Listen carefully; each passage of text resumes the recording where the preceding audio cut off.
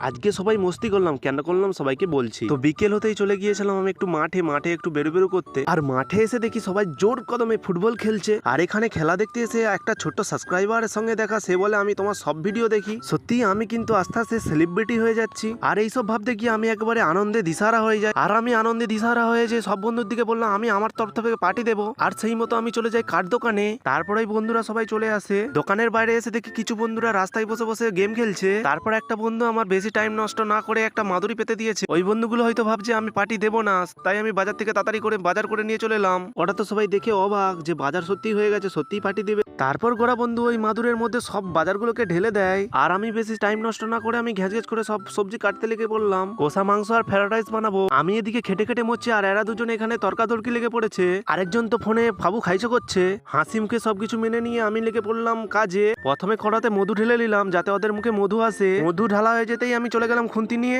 ভাতটা ছুঁয়ে গেল নাকি দেখতে, ভাতটা না ছুঁয়ে দেখলাম ভাত দিয়ে জল বেরাচ্ছে। আর এদিকে আমি একটু দুশ্চিন্তার মধ্যে পড়ে যাই, রাইস আর কষা মাংসের বদলে খিচুড়ি না হয়ে যায়। ছেলেদের রান্না মানে বুঝতে পেরেছো তো, অবাক হওয়ার কিছু নেই, রান্না আমি ভালোই করব। আর এদিকে রান্না শেষ হয়নি, এরা ধেইলাজ করা শুরু করে দিয়েছে। এই মাত্র দুজনে মিলে ঝামেলা লেগে পড়েছিল, আবার দেখো দুজনে মিলে কেমন ধেই করে নাচছে। আরে নাচবে না তো কি, সেই জন্যই তো সবাই মিলে পয়সা দিয়েছে 300 টাকা করে। হ্যাঁ বন্ধুরা, আমি কিন্তু পার্টি দিচ্ছি না। চলো বন্ধুরা, দেখা হচ্ছে আবারও একটা ব্লগে।